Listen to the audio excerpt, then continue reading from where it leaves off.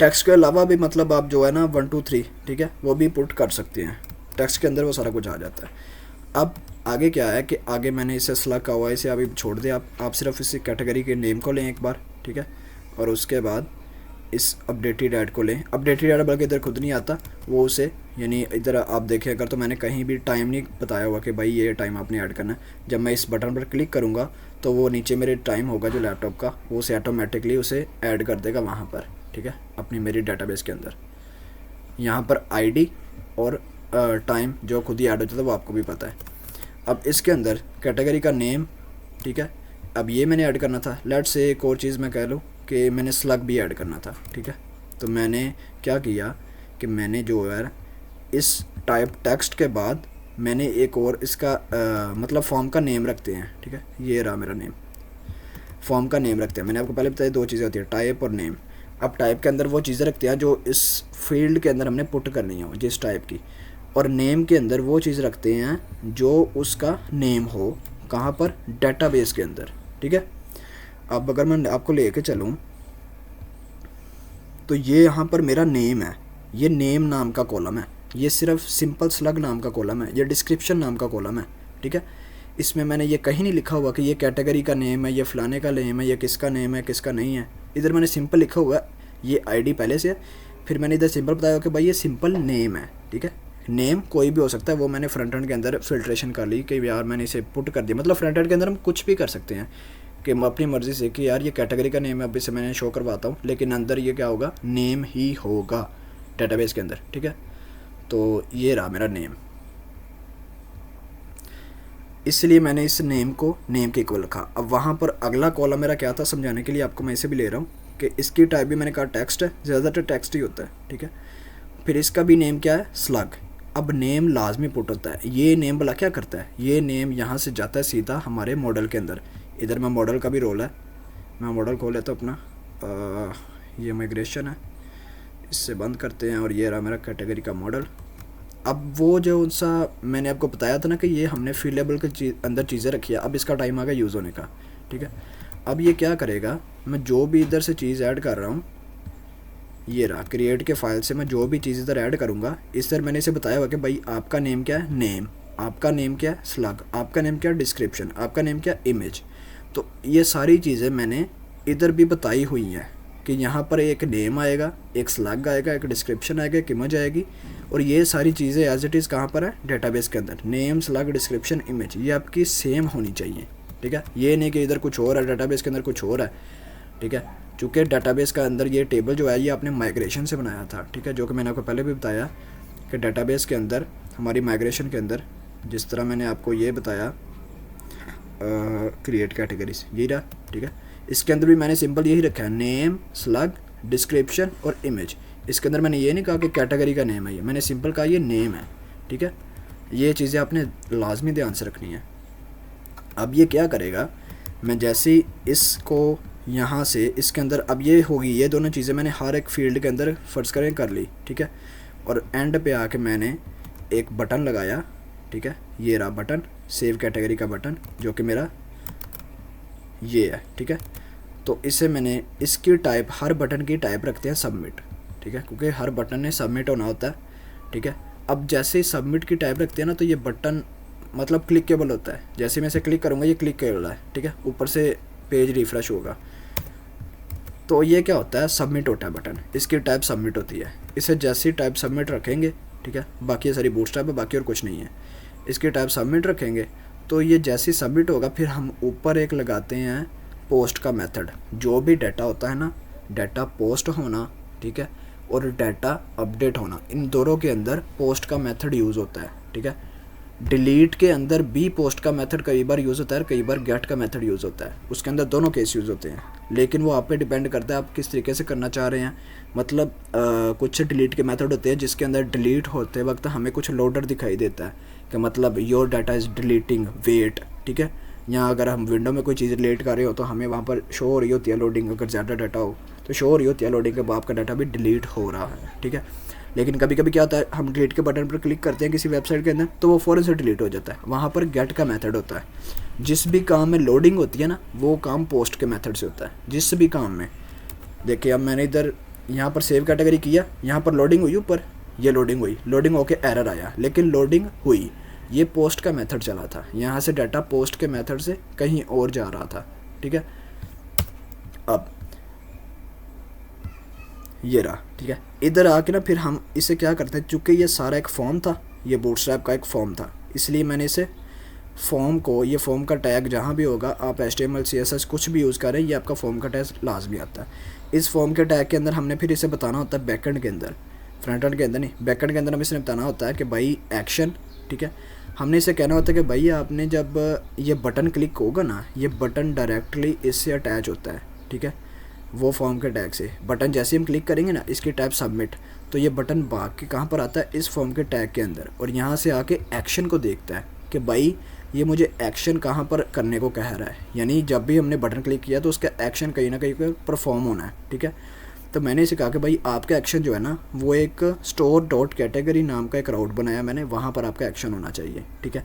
और किस मेथड से होना चाहिए, वो मेथड पोस्ट का होना चाहिए, ठीक है। इससे आप अभी के लिए छोड़ दें, ये मल्टीमीडिया वगैरह पोस्ट करने के लिए होती है, सिर्फ इतना, ठीक है, यहाँ से लेके इतना। वो ये याद नहीं करना आपने, ये प्रैक्टिस से बस मैं आपको चीज़ें समझा रहा हूँ, एक एक चीज़ है क्या, एक एक चीज़ क्या क्या वर्क कर रही है, किसका क्या रोल है, ठीक है।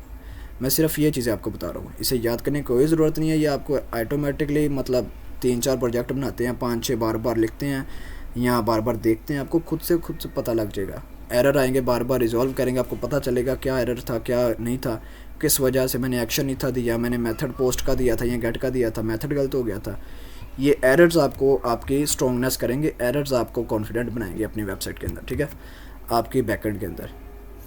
एरर्स आएंगे, आपको परेशान नहीं होना, ठीक है, बहुत ज़्यादा एरर्स आएंगे, लेकिन एरर्स को फेस करना, एरर्स को हल करना बहादुरी है, एरर से भागना नहीं।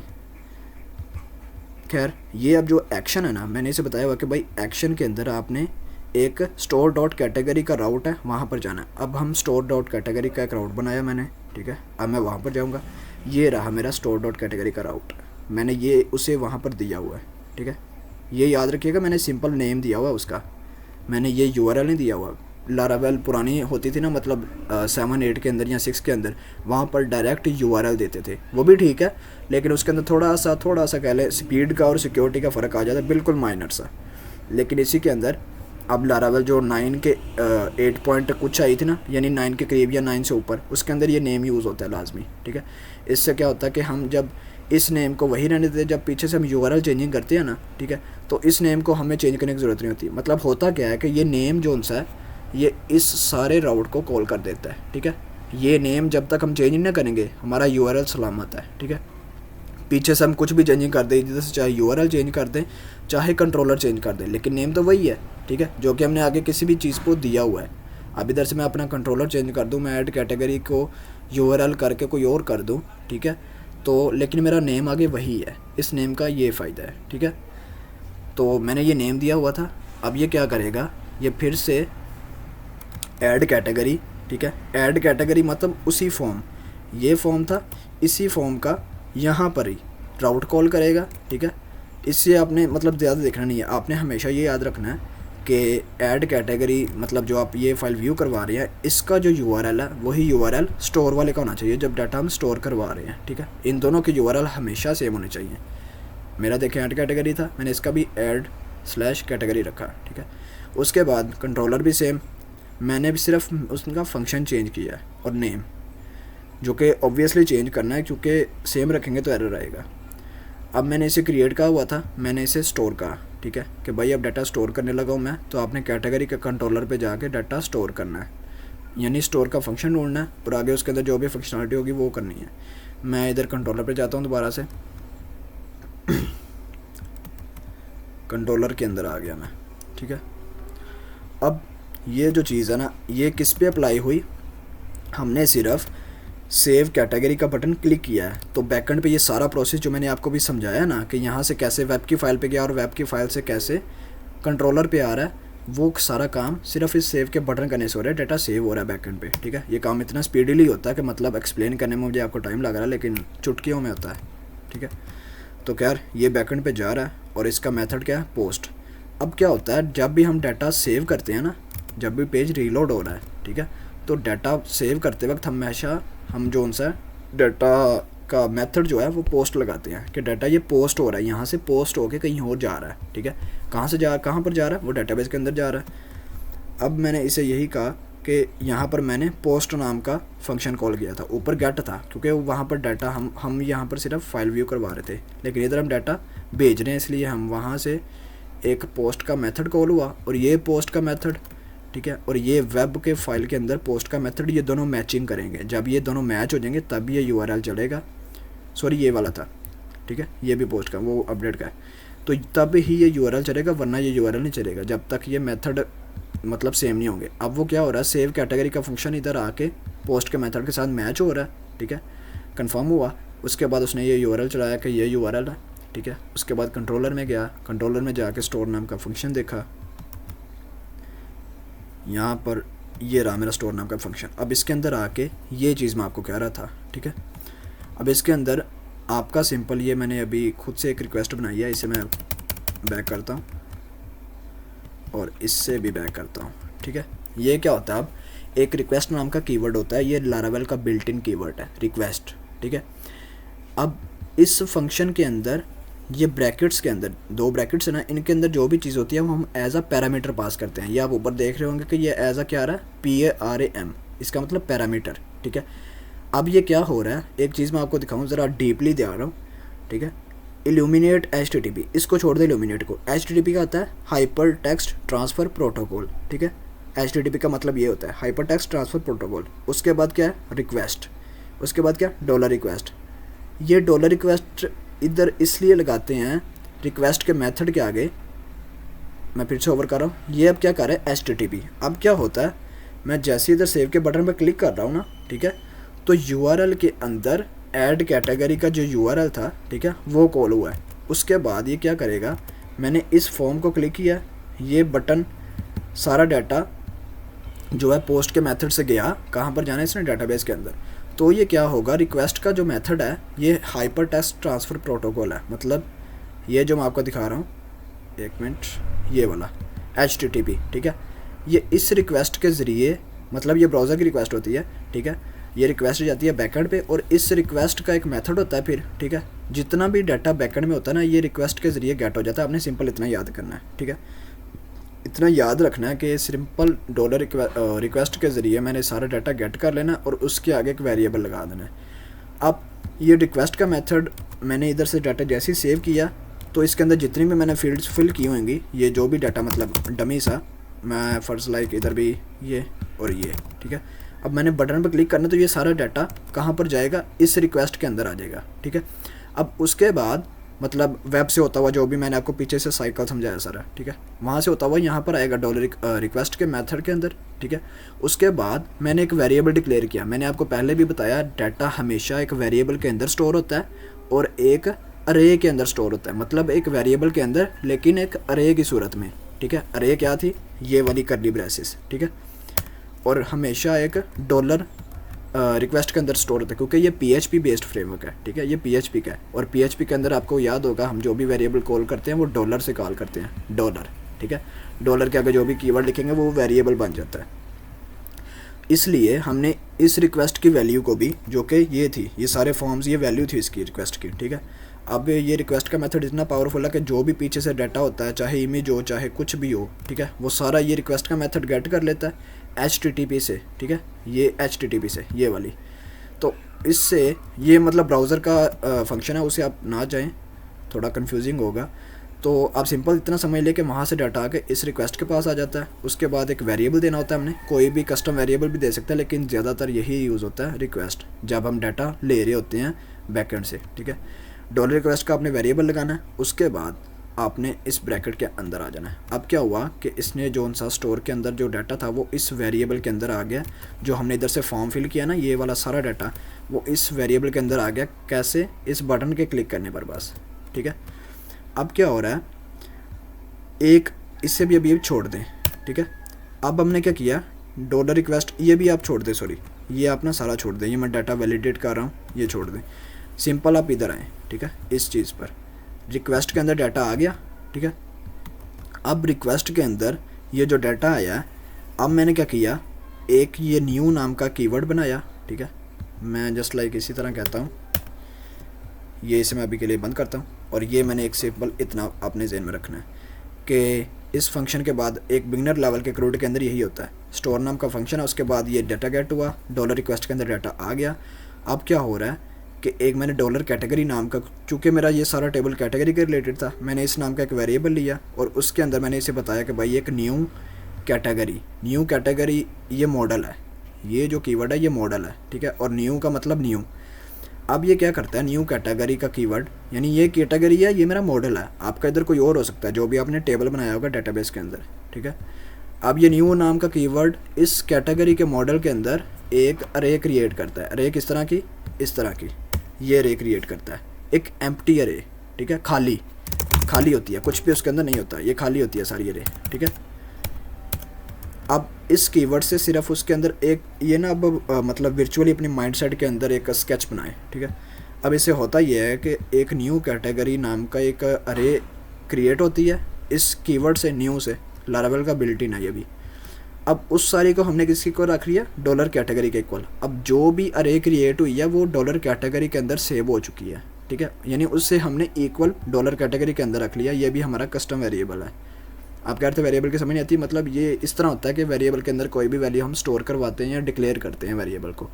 अब मैंने वेरिएबल को डिक्लेयर किया किसके इक्वल, न्यू कैटेगरी के इक्वल। और न्यू कैटेगरी के मैंने आपको बताया कि ये देखें यहाँ पर ये बता रहा है कि ये एक अरे क्रिएट करेगा, अरे एट्रीब्यूट्स, ये अरे क्रिएट करेगा एक, ठीक है। अब उस अरे के अंदर हमने वैल्यूज़ अब रखनी है। अब वो हमने वैल्यूज़ कौन सी रखनी है उस अरे के अंदर, जो हमने इधर से सेंड की हैं, ठीक है, इस बटन के क्लिक होने पर जो हमने इधर से सेंड की हैं। अब क्या होगा, मैंने आपको जो फॉर्म की उस वक्त नेम बताए थे पहले, ये रहा। मैंने अब इधर दो चीज़ें रखी थी, एक तो टाइप और एक नेम। ये नेम बहुत इंपॉर्टेंट है। टाइप इधर तक ही रहेगी, टाइप आगे नहीं जाएगी, टाइप सिर्फ इधर वैलिडेट करेगी डाटा किस किस्म का है। अब ये जो है ना नेम, ये अब सारा डाटा आपका सेंड करेगा, ठीक है। अब ये बताएगा इस कंट्रोलर को कि भाई मैंने जो डाटा सेंड किया है, ठीक है, उसका नेम क्या है, नेम। ये नेम क्या है उसका, नेम। उसका ये नेम क्या है, स्लग। हर फील्ड का अलग-अलग नेम होगा, ठीक है, और हर फील्ड का अलग-अलग टाइप, या सेम टाइप सेम भी हो सकती है, लेकिन हर फील्ड का अलग-अलग नेम होता है। नेम कभी भी सेम नहीं होता हर फील्ड का। यानी अब अगर आप कहें कि यहाँ पर इसका नेम ये नेम है और इसका नेम भी यहाँ पर मैं अगर कर दूँ नेम, ये कभी नहीं है, क्योंकि मेरी डाटाबेस के अंदर, टेबल के अंदर नेम नाम का सिर्फ एक कॉलम है, उसके बाद ये स्लग का है, इसलिए मैंने इससे पहले को नेम कहा और दूसरे को स्लग कहा। अब ये क्या करेगा, ये मैचिंग होगी। अब जाके मैंने इसे अब कहा कि भाई डॉलर जो सा नेम के अंदर मैंने पहला एक नेम है, दूसरा स्लग आ रहा है आपके पास, कंट्रोलर को मैंने कहा। अब ये क्या करेगा, एक इसने अरे बनाई थी एम्प्टी, उस एम्प्टी अरे को मैंने स्टोर कर दिया डॉलर कैटेगरी के वेरिएबल के अंदर। अब मैंने कहा कि भाई डॉलर कैटेगरी का वेरिएबल के अंदर एक नेम नाम की फील्ड है। अब से समझिएगा ज़रा, ठीक है। मैंने उसे कहा कि भाई डॉलर कैटेगरी के वेरिएबल के अंदर एक नेम नाम की फील्ड है। अब ये इधर आएगा डेटाबेस के अंदर, या इसे कह लें आप सिंपली कि ये मॉडल के अंदर जाएगा, ये ज़्यादा बेटर रहेगा। डॉलर कैटेगरी के अंदर अब ये सारी अरे आई थी एक डॉलर कैटेगरी की, थोड़ा लेंथी हो रहा है लेकिन ये डीपली प्रोसेस है। डॉलर कैटेगरी के अंदर नेम नाम की फील्ड है। मैं कैटेगरी के मॉडल के अंदर जाऊंगा और यहाँ पर मैं इसे, ये शॉर्ट फॉर्म में आ रहा है, मैं इसे खोलता हूँ, एक मिनट यार, इसमें ऐसे नहीं आना, कहाँ गया मेरा मॉडल, ये रहा, ठीक है। अब मैंने इसे कहा ये रहा। अब जो भी एंड पे डाटा सेंड होना था वो मैंने आपको बताया मॉडल के थ्रू होना है, ठीक है। अब मैंने चूँकि इधर नेम रखा था पहली फील्ड का नाम, अब ये क्या करेगा कंट्रोलर के यहाँ से एक अरे बनी है, ठीक है, डॉलर कैटेगरी की एक अरे बनी है कैटेगरी की, और इसने डॉलर कैटेगरी के अंदर सेव कर दिया इसको। और अब मैं कह रहा हूँ इसी डॉलर कैटेगरी के अंदर जिसके अंदर मैंने ये इस अरे को सेव किया था, उस अरे के अंदर एक नेम नाम का कॉलम पड़ा हुआ है। अब ये नेम नाम का एक कॉलम पड़ा हुआ है, ठीक है, लेकिन इसकी वैल्यू अभी मतलब इसे मैंने किसी के इक्वल नहीं रखा, ये एम्प्टी है, ठीक है। अब इक्वल कैसे रखेंगे इसे, वो ये रखेगा वर्चुअली, उसे मैंने इक्वल कर दिया डॉलर डाटा। अब इधर डॉलर डाटा जो था ना मैंने वैलिडेट किया था, इधर आप सिंपली वो भी कह सकते हैं कि ये डाटा, इसे मैंने इक्वल कर दिया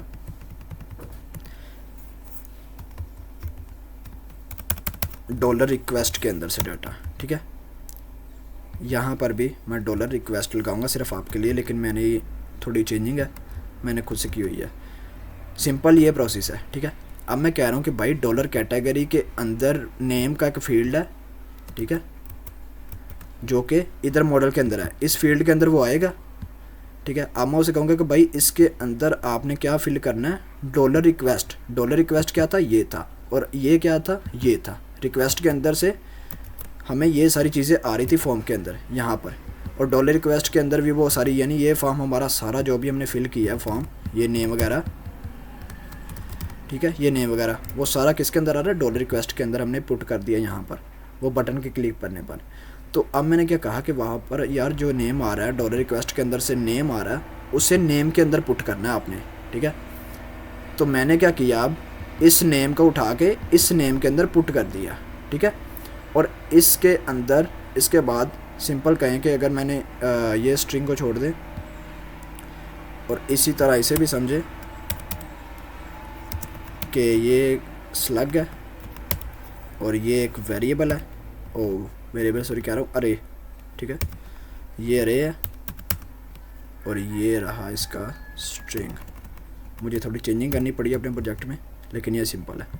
मैंने अब इसे कहा कि भाई आपने जो नेम है, ठीक है, उसके अंदर नेम पुट करना है और स्लग के अंदर स्लग पुट करना है। अब ये क्या करेगा, मॉडल के अंदर जाएगा, वहाँ पर नेम के अंदर, ठीक है, नेम के अंदर कौन सी वैल्यू पुट करेगा, ये नेम वाली जो कि पीछे ब्लेड फाइल से आ रही थी, ठीक है। अब ब्लेड फाइल को मुझे फिर से खोलना पड़ेगा, ये रही, जो कि ये नेम आ रहा था। इस नेम को उठा के वो क्या करेगा, इस नेम के अंदर पुट कर देगा, यानी इस नेम के इक्वल कर देगा, चूँकि हमने इक्वल का साइन इधर लगाया हुआ है, ये इक्वल का साइन, इस कैटेगरी के नेम के अंदर ये नेम अब पुट कर देगा, डॉलर रिक्वेस्ट वाला नेम। डॉलर रिक्वेस्ट वाला कौन सा, जो कि हमने इधर से पुट किया था, ठीक है, समझ आई।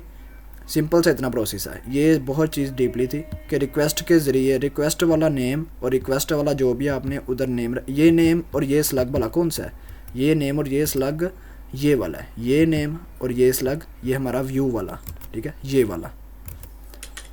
तो हम बता रहे हैं इसे कि भाई आपने इसके अंदर, यानी एक ये तो एक अरे बन चुकी थी एम्प्टी, और इसके अंदर अब एम्प्टी रे के अंदर हमने क्या पुट करना है, जो पीछे से आया हुआ यानी फॉर्म से आया हुआ नेम है, उसके अंदर नेम पुट करना है, किस जगह पर, नेम के अंदर, और इसके स्लग के अंदर स्लग पुट करना है, ठीक है। और इसी तरह हमने एंड पे आकर फिर कौन सा फंक्शन कॉल कर देते हैं, कैटेगरी, मतलब जो भी वेरिएबल होता है जिसके अंदर हमने सारा कुछ पुट किया, अब इसके अंदर हमने नेम भी पुट किया, इसके अंदर हमने स्लग भी पुट किया, और फिर मैं एंड पे आकर कहूँगा डॉलर कैटेगरी को, कि डॉलर कैटेगरी को आप कर दो सेव, ठीक है। सेव का इधर फंक्शन लगाऊंगा, ये सेव का फंक्शन लारावेल का प्री बिल्ट है। ये क्या होगा, जितना भी डाटा आपने भेजा होगा इस फॉर्म के ज़रिए बटन के क्लिक करने पर, ठीक है, वो जाके इस मॉडल की वजह से, इस मॉडल की वजह से पहले मैचिंग करेगा, ठीक है, और इसके इक्वल वो नेम रखेगा जो कि पीछे से आ रहे हैं, ठीक है, और उसके बाद इस सारे को इस डेटाबेस के अंदर पुट कर देगा, ठीक है। सिंपल सा ये प्रोसेस है। मैं फ़र्ज़ करें आपको ये फिर एक डाटा डमी ऐड करके दिखाता हूँ। इमेज में अभी नहीं डालता और ये डाटा ऐड हुआ पड़ा है, ठीक है। इधर से मैं सेव कैटेगरी करता हूँ,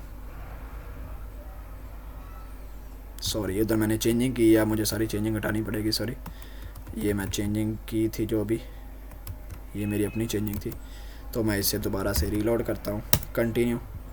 अब ये डाटा सेव हो चुका है, ठीक है, कैटेगरी एडिट सक्सेसफुली। तो अब क्या हुआ, मेरा जो डाटा था वो इधर आके डेटाबेस के अंदर सेव हो चुका है। मैं आपको दिखाऊं, ये रहा मेरा एंड पे डाटा, और मैं इधर से उसे फैच भी कर रहा हूँ जो कि पेज 2 पे है, ये रहा, ठीक है। मैं इसे इधर से डिलीट कर देता हूँ जो कि डमी डाटा, ठीक है। तो ये था सिंपल प्रोसेस ऐड करने का, ठीक है। अब अपडेट का आपको समझाऊँ